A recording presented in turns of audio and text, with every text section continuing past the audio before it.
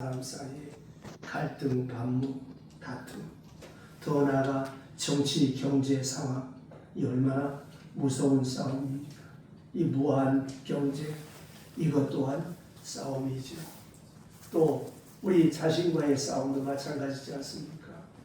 내 자신을 보다 더 나은 사람으로 만들어가기 위해서 나 자신과 싸워야 되는 것이죠. 다른 사람과의 관계에서 추하지 않도록 내 외적인 모습도 또 내 내면적인 모습도 열심히 가꾸고 노력하고 게으름과 나태함과의 싸움에서도 우리가 지면 추한 사람이 되지만 게으르지 않고 나태하지 않기 위해서 우리가 얼마나 발버둥치는 싸움을 벌이고 있습니까? 사느냐 죽느냐 이 경제 상황 속에서도 우리가 많이 시달리는 것이 오늘 현실이지 않습니까? 결국 깊이 생각해 보면 총소리는 들리지 않지만 우리 자신과의 싸움 속에서 지느냐 이기느냐에 따라서 추한 사람이 되기도 하고 실패한 사람이 되기도 하고 남이 좋아하는 사람, 덕스러운 사람이 되기도 하는 반면에 추하고 나를 가까이 하는 사람이 없는 외로움과 고독 속에 놓이게 되어지지 않습니까? 그러니까 보세요.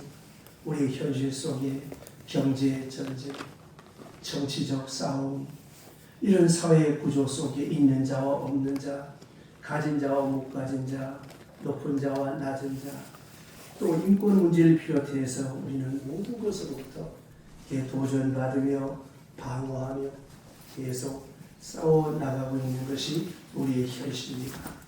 특별히 무서운 것은 방금 드렸던 말씀처럼 나 자신과의 싸움입니다. 잠언에도 보면 자기 마음을 다스리는 사람은 성을 빼앗는 용사보다도 낫다고 했고 탈무드에 보면 가장 강한 사람은 자기 자신과의 싸움에서 이기는 사람이 가장 강한 사람이라고 했습니다. 생각해 보세요. 자기와 더불어 싸우는 싸움, 양심의 자유를 지키기 위해서 싸우고 인격의 자유를 누리기 위해서 싸우고 명예를 위해서 애쓰고 특별히 내가 세운 율법 그것을 위해서 내 자신과 더불어 싸워가는 이 처절한 전쟁 상황 속에 우리가 살아가는 것이 오늘 현실입니다. 오래전에 캠브리지 대학에 홀린 레프리우스 박사가 내어놓은 유명한 학설이 있습니다. 유럽에 대한 역사에 대한 기존 학설을 뒤엎어놓는 새로운 이론을 내어놓았는데 기존의 이론은 어떤 것이었는가 하면 인류 역사라고 하는 것은 무기를 든 전사들의 정복에 의해서 이 역사가 형성되었다라고 하는 것입니다. 그래서 역사를 보면 전부 싸우는 역사잖아요. 중국 춘추 전국 시대를 보면 한 나라가 일어났다가 무너지고 또 다른 나라가 세워지고 누가 이기고 누가 지고 어느 왕이 나타났다가 어느 왕이 망하고 전부 이런 정복의 역사, 전부 싸움의 역사였던 것이었습니다. 강자가 이기고 또 약자가 패하는, 그래서 영원한 승자가 없다. 오늘의 강자가 내일의 패자였다라고 하는 이런 역사를 보고 있었습니다마는 캠브리지 대학에 홀린 레프리우스 박사는 그것이 아니다. 역사는 더 잘 살기를 바라고 평화를 지키기를 소원하는 사람들이 기름진 땅을 찾아다니면서 평화로운 농업 이민을 하게 되는데 농업 이민을 하는 평화로운 사람들에 의해서 역사가 이루어졌다라고 하는 새로운 학설을 배워놓아서 그 당시 충격을 주고 세상을 놀라게 했습니다. 제 개인적인 생각도 그렇습니다. 헬린 에프림 박사처럼 역사는 평화를 추구하는 사람들에 의해서 그 역사가 이루어졌다고 저는 그렇게 보고 있고 성경은 그렇게 말하고 있습니다. 보세요. 빼앗는 사람에 의해서 이루어진 것이 아니고 평화를 살아가는 농업 이민에 의해서 평화 애호자들에 의해서 이 역사가 만들어지고 형성되었다고. 이런 방향으로 역사가 이루어졌다고. 그래서 네프림 박사는 이렇게 세상을 보았다고 하는 것입니다. 더 중요한 것이 있습니다. 우리가 잘 아는 역사학자인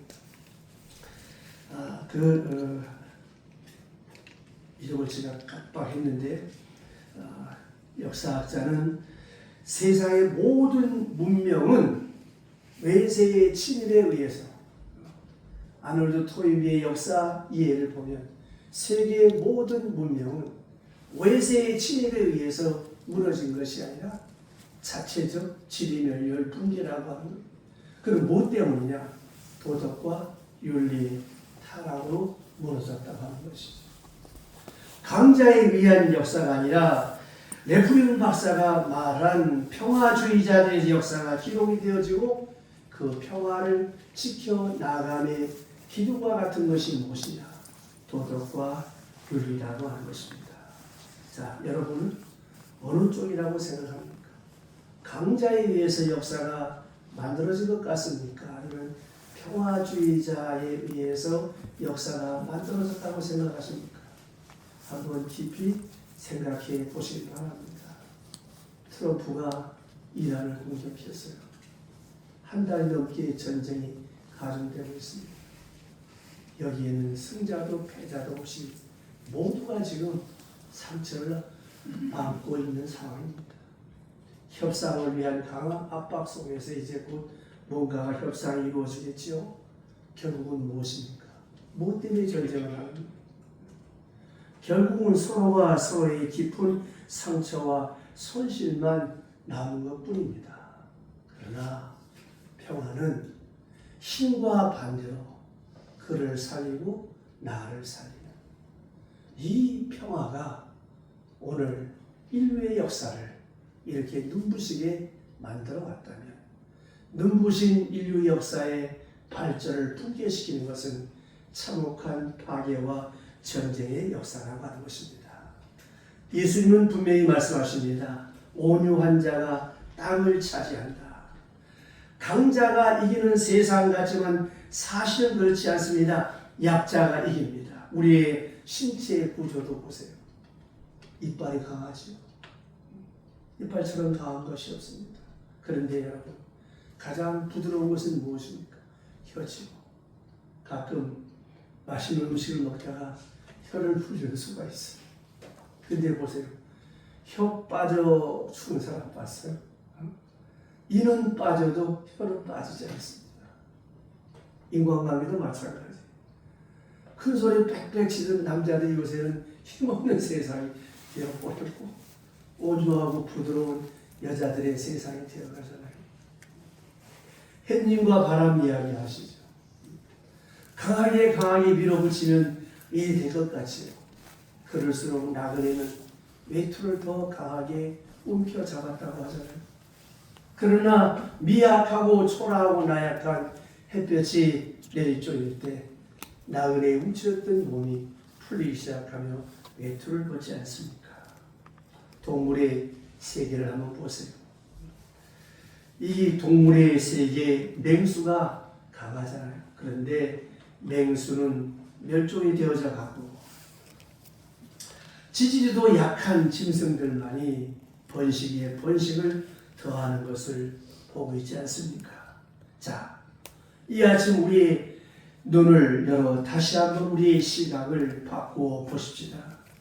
세상을 좀 더 다른 각도에서 보면 약한 자가 지배하는 세상이고 온유한 자가 이기는 세상이라고 이렇게 우리가 보고 싶어지지 않습니까? 정말 그렇습니다. 강한 사람은 항상 부러집니다. 약한 사람은 항상 승리합니다. 나는 솔로에 보니까 이번에 이름이 헷갈려 영자지 이제 둘이 커플이 탄생이 됐어요. 근데 사랑이 뭐냐고 나중에 이제 나온 데 보니까 그 여자가 참 지혜롭다고 무용을 한 사람인데 사랑은 모래를 움켜쥐는 것과 같다 그랬어요. 무슨 말이냐 했더니 모래를 움켜쥐려고 하면 질수록 모래는 빠져나가지만 사랑은 그 모래를 담아서 받쳐주는 것이라고. 그 말이 참 제 말이 와닿더라고요. 정말 그래요. 내가 상대방을 움켜쥐고 달달 볶고 똑똑한 엄마, 똑똑한 아내가 자식을 망치고 남편을 망치는 거예요. 손에 모래를 담아놓는 거예요. 편안하게. 이게 사랑이라고 하는 거예요.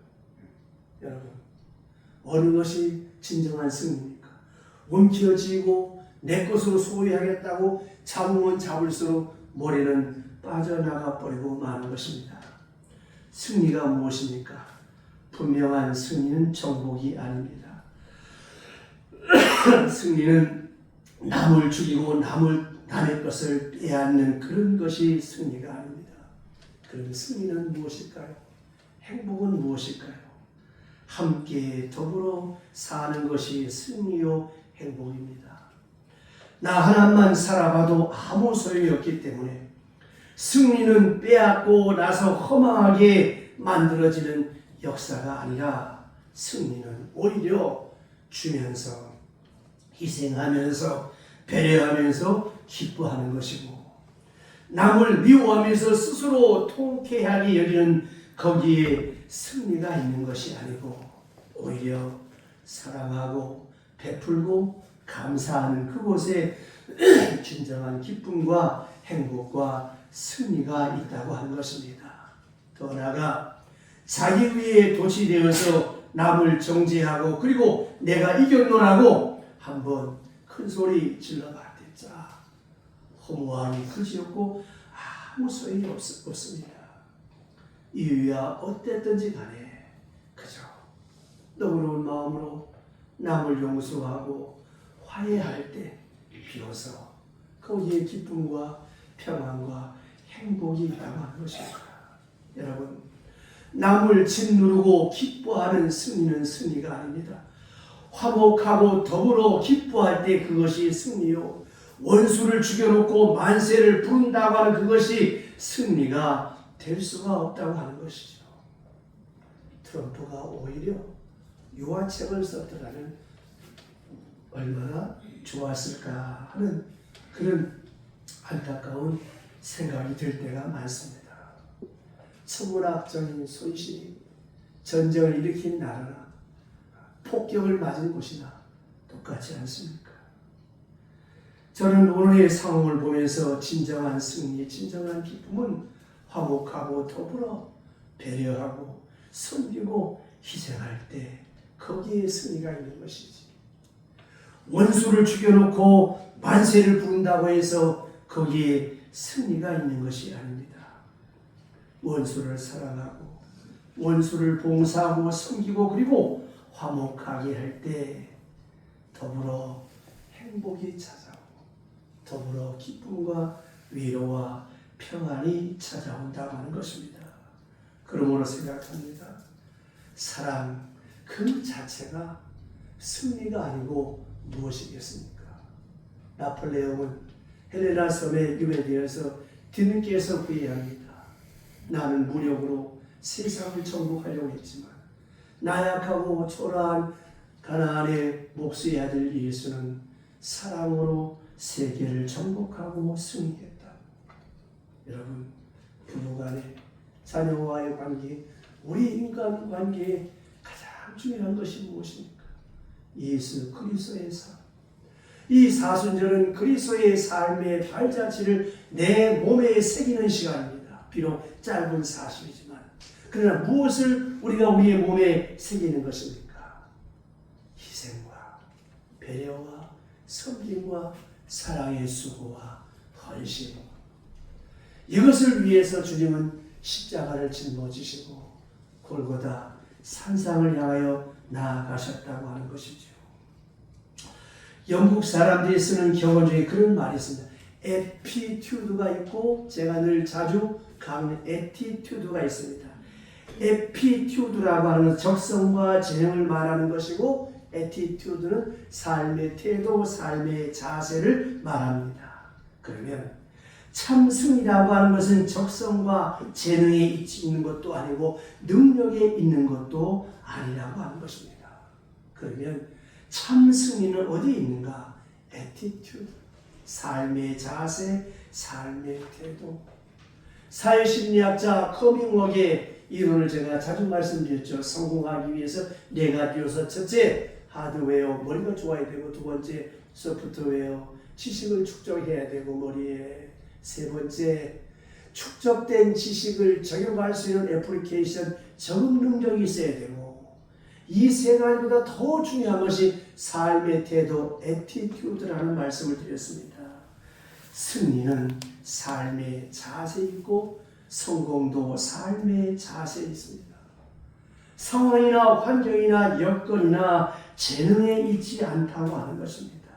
태도, 삶의 자세가 바로 승리고, 승리는 쟁취가 아니기 때문에 그렇습니다. 예수님께서 나귀를 타시고 예루살렘으로 올라가십니다. 그것을 기념하는 날이 바로 오늘 종료주일입니다. 해마다 우리는 종료주일을 맞이합니다. 나귀를 타고 입성하시는 예수의 모습을 묵상하고 생각합니다. 왜 그 모습을 생각하고 묵상하는 것일까요? 거기에 진정한 승리가 있고 참 승리가 있으며 참 평화가 있기 때문에 그렇습니다. 최후 승리만이 승리가 아니라 오늘 승리가 있고야 내일 승리가 있는 것이고, 오늘이 평안해야 내일 참 평안을 누릴 수가 있다고 하는 것입니다. 영적, 도덕적, 실존적, 특별히 태도적 승리가 있고, 그리고 내일의 승리가 보장되어지는 것입니다. 그 승리의 뜻과 그 참 평화의 뜻이 바로 이 종료주일 예수께서 나귀 타시고 예루살렘으로 올라간 사건 속에 숨겨져 있다고 하는 것입니다. 보세요. 많은 문제가 있습니다. 눈앞에 십자가가 있어요. 이것을 홀히 알고 계시는 예수님께서 예루살렘만 안 올라가셨어도 안 죽으셨을 거예요. 그런데 어쩌자고 나귀 새끼를 타고 입성하시는 것입니다. 많은 사람이 호산나 호산나 다윗의 왕으로 오시며 만세 만세 소리를 들어가면서 예루살렘으로 입성하십니다. 바로 이것은 초라하게 보이지만 이스라엘의 전통적인 왕의 대관식 행사입니다. 왕은 겸손해야 한다라고 하는 것이 전제되어 있습니다. 그래서 반드시 큰 말을 타고 요란스럽게 행사하는 것이 아니라 왕이 대관식에 올라갈 때 나귀 새끼를 타고 올라가게 되어 있습니다. 왜냐하면 왕은 겸손해야 된다는 것이죠. 그 행사 자체가 깊은 의미를 가집니다. 그런데 어쨌든 왕으로서 예루살렘에 올라가십니다. 한마디로 말하면 나는 왕이다, 나는 승자다, 그 말입니다. 더 나아가 나는 이겼다라고 하는 선포입니다. 영적으로, 도덕적으로, 그리고 본질적으로, 태도적으로 이긴 자의 입성을 보여주는 것입니다. 그러므로 승리에서 승리로 향하는 길입니다. 사실 알고 보면 이러한 승리가 있고 그 다음에 최후 승리가 있는 것이에요. 가끔 우리는 최후 승리만 생각하고 오늘은 고생이요, 앞으로 좋은 일이 있고 오늘은 죽을 지경이고 이 와신 상담하는 것 같이 하는데, 그것이 아니라 기독교의 복음은 그런 것이 아닙니다.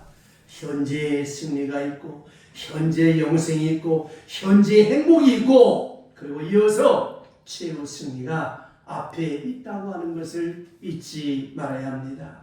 예수님께서 지금 내일 아침처럼 십자가를 지십니다. 알고 보면 하루도 아닙니다. 몇 시간 후면 십자가를 지시게 되어 있습니다. 그런 상황을 아시면서 제자들과 함께 최후의 만찬을 드십니다. 이제 예수께서 말씀하십니다. 내가 이겼노라. 이겼다가 아니라 앞으로 이길 것이다 라고는 미래의 진행적이 아니라 내가 이겼노라 말씀하시고 그 다음 최후 승리를 향하여 나아가시게 되는 것입니다. 여러분, 이 깊은 뜻을 아셔야 됩니다. 그 뜻이 무엇입니까? 먼저는 무지와 불안으로부터의 승리를 말하는 것입니다. 대개 보면 뭐니 해도 우리의 실패는, 우리의 영적 실패는 더더욱 무지함에 있습니다. 때로는 무지한 자가 용감할 때가 있습니다. 우리가 흔히 쓰는 말대로 무식한 사람이 용감하잖아요. 그것은 용기가 아니잖아요. 만용입니다. 앞이 보이지 않을 때 그거는 실패하는 것입니다. 미래를 환하게 보고 확신하는 바로 그 자체가 승리라고 하는 것입니다. 보세요. 지혜와 지식과 지혜와 소망과 믿음의 문제입니다. 가장 큰 공포는 두려움 그 자체요. 상황의 문제가 아닙니다. 잘하고 못하고 실패하고 그것이 아니라 얻고 잃어버릴 그런 문제가 아니라 내 마음속에 엄습해오는 이 두려움과 공포, 이 자체가 실패라고 하는 것이죠. 그런데 예수님은 이겼노라 말씀하시면서 큰 용기를 이렇게 말씀하고 계십니다.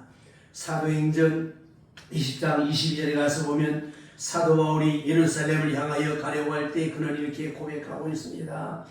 주님 앞에 몸과 마음을 다 바치고 충성할 마음이 있습니다마는 내가 예루살렘으로 가는데 무슨 일을 만날지 나는 알지 못하노라. 이 불확실성, 이게 문제. 무슨 일을 만날지 알지 못하노라. 여러분이 밥을 잡수셨어요? 잠자리도 있습니다. 오늘도 조용히 교회에 나와 예배를 드립니다. 그러나 우리의 마음이 어두워집니다. 왜 우리의 마음이 어두워질까요?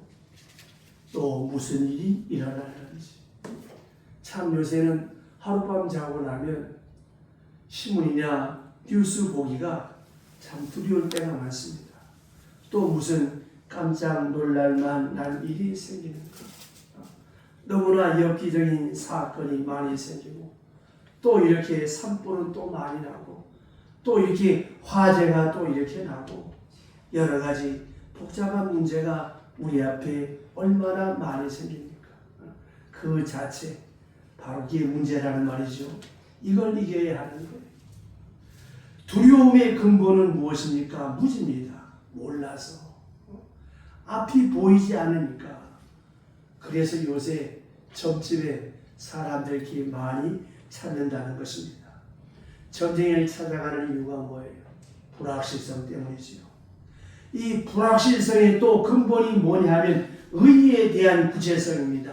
의가 있고 의를 위하는 마음도 있습니다만은 어떻게 해야 의로운지 어떻게 해야 바르게 사는 것인지 그것을 내가 알 수가 없거든요. 그래서 문제입니다. 예수님께서 겟세마네 동산에 올라가실 때 민망하여 죽게 되었다고 많은 고민을 하신 것으로 되어 있습니다. 그 고민이 무엇입니까? 많은 학자들이 나름대로 추측하고 생각하겠습니다만은 저는 저 나름대로 생각하기를 그것은 하나님의 뜻에 대한 현실적 의미입니다. 내가 십자가를 지기로 결심을 했습니다. 그러나 내일 아침 빌라도 법정에 나가서 이렇게 골고다 언덕에서 죽는 바로 이 사건, 이 현실, 이것이 과연 주님의 뜻입니까? 아닙니까? 이거를 내가 알 수가 없다고 하는 것이죠. 가끔 그런 상담을 할 때가 많습니다. 목사님, 내가 어떤 사람하고 결혼할까요? 진실한 사람, 건강한 사람, 믿음 좋은 사람, 지혜로운 사람, 봉사정신 있는 사람, 이런 사람하고 해라. 이것이 하나님의 뜻이다. 이렇게 말할 수 있어요. 그런데 문제가 고민이 어디 있는가 하면 미스터 박하고 할까요? 미스터 김하고 할까요? 참 이게 문제지요. 이건 알 수가 없잖아요. 추상적으로 하나님의 뜻을 아는 것은 쉽습니다만 그러나 추상적 진리를 현실화하고 구체화하려고 할 때 문제가 되는 것입니다. 자, 이제 묻겠습니다만은 지금 이 시간 이대로 참는 게 옳습니까? 사는 게 옳습니까? 죽는 게 옳습니까? 간혹 우리가 어떤 중요한 병에 걸려서요, 수술을 받을까요 말까요? 이대로 조용히 기다리다가 갈까요? 아니면 내가 치료를 받아야 하는 겁니까? 또 만나야 합니까? 만나지 말아야 합니까? 절박한 시간의 문제입니다.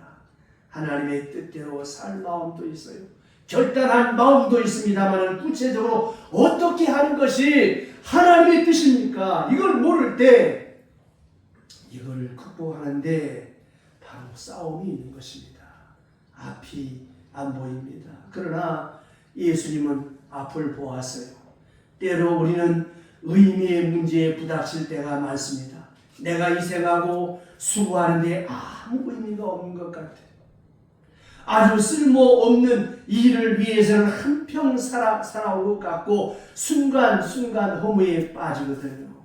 허무의 10년에 빠져듭니다. 이것을 이기는 것이 승리입니다. 십자가를 바라보며 십자가 다음에 있는 부활의 아침을 바라봅니다. 내가 이겼노라. 무지와 불확실한 불안을 다 떨쳐버리고 확실한 미래를 바라보며 이겼노라.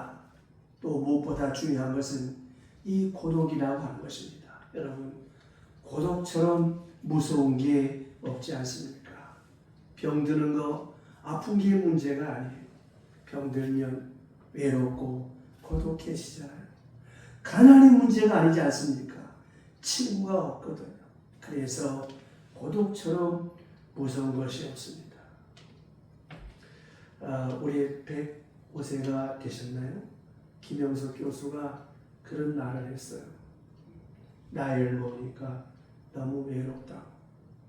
친구들이 하나 둘 다 떠나가고, 그리고 동창이다 뭐 아는 지인들이 다 가버려서 전화 걸 데가 없고, 어쩌다가 젊은 사람한테 후배한테 전화를 걸면 신경 쓰게 하고 방해하는 것 같아서 이렇게 외롭고 고독할 때가 참 많다고 하는 이야기를 한 적이 있습니다.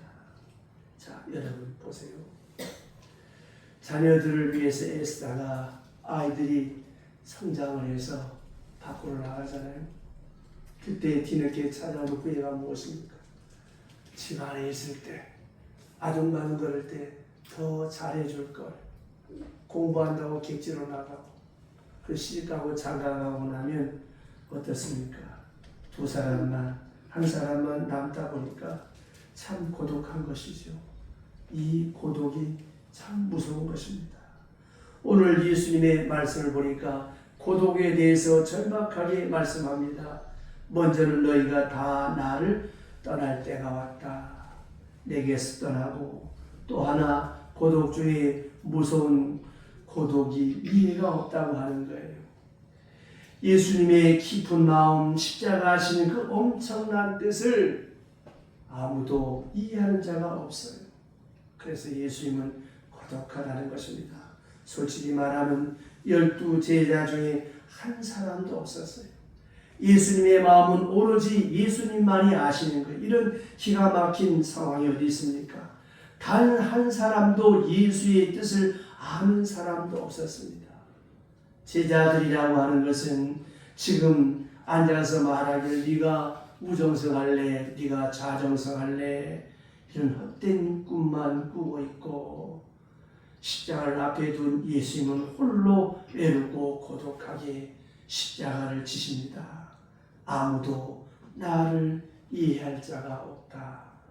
또 그 가운데 배신자가 있지요. 많지도 않은 12제자 가운데 가룟 유다가 배신을 하고, 베드로도 이제 몇 시간 후면 예수를 배반하게 될 것입니다. 이런 배반자들을 앞에 놓고 예수님은 고독하셨다는 것입니다. 특별히 중요한 것은, 자, 이렇게 되고 보니까 그간에 수고한 것이 아무 의미가 없어지는 것 같아요. 병 고쳐주는 사람 다 어디 갔습니까? 죽었다가 살아난 나사로는 어디 갔으며, 시각장애자는 어디 갔고, 안전병인 어디 갔습니까? 또 호산나 만세를 부르던 사람은 다 어디 갔냔 말입니다. 그 그 많은 무리들이 다 소용이 없어. 나는 도대체 무슨 일을 했나, 무엇 때문에 이 일을 했던가, 허무와 고독이 밀려옵니다. 저 옛날 엘리야가 바알 선지자 480명과 대결해서 이겼습니다만 그는 허무해서 고독해서 하나님 내 생명을 취해 주소서라고 기도하는 것을 볼 수가 있습니다. 너무 고독하고 외로워서 하나님 이럴 바에 차라리 나를 죽여 주시옵소서, 죽었으면 좋겠다는 것이죠. 여러분, 고독이라고 하는 것, 이것을 이겨야 합니다. 예수님은 이 고독을 이기고 나는 이겼노라 말씀합니다. 보세요. 그 이김의 비결이 무엇입니까? 하나님이 나와 함께 계시느니라. 너희들은 다 나를 떠나겠지만 하나님은 나와 함께 계시고, 너희들은 내 마음을 모르지만 하나님은 나를 아시고 아신 바 되시고, 하나님이 나를 버려서 이런 일이 있는 것이 아니라 하나님의 능력과 지혜와 엄청난 구원의 사역이 구속사적 역사 속에 이루어지는 이 십자가 사건 속에 있다는 것입니다. 이런 엄청난 의미가 있기에 하나도 허비된 바가 없고 그대로 많은 열매가 맺혀질 것을 환하게 내다보고 있었습니다. 특별히 하나님의 귀하고 놀라운 사랑의 계시가 이 십자가 사건 속에 있는 것이죠. 그러므로 예수님은 다 이루었다, 다 이룬 것을 바라보고 있었습니다. 그래서 33절에 내가 세상을 이겼노라고 말씀합니다. 뿐만이 아니라 환난을 당하나 담대하라, 내가 세상을 이겼노라, 그러므로 너희도 이길 것이라고 말씀하고 있습니다. 그의 승리는 우리를 승리케 하시는 승리요, 그의 평화가 우리의 평화요, 그의 이김이 우리의 이김이라고 하는 것입니다. 우리로 하여금 승리하도록 격려하시고 함께하시고 능력을 더하시는 그런 승리. 그래서 말씀하시기를 내 기쁨을 너희에게 주노라. 세상이 주는 것과는 다르다. 오늘 본문에서도 내가 너희에게 평안을 주기 위해서 하는 말이라고 말씀하고 있습니다. 빌립보서 4장 13절에 사도 바울은 내게 능력 주신 자 안에서 내가 모든 것을 할 수 있느니라. 사도 바울은 로마서 8장에서 말합니다. 내가 넉넉히 이기느니라. 그리고 고린도전서 15장에서 말합니다. 이김을 주시는 하나님께 감사한다고. 주는 이기셨습니다. 우리로 하여금 이기게 하실 것이라고 하는 것입니다. 그래서 말입니다. 우리가 믿는 하나님에 대한 절대 신앙은 무엇입니까? 하나님이 나와 함께 하시고 하나님이 나로 하여금 승리케 하신다고 하는 것이죠.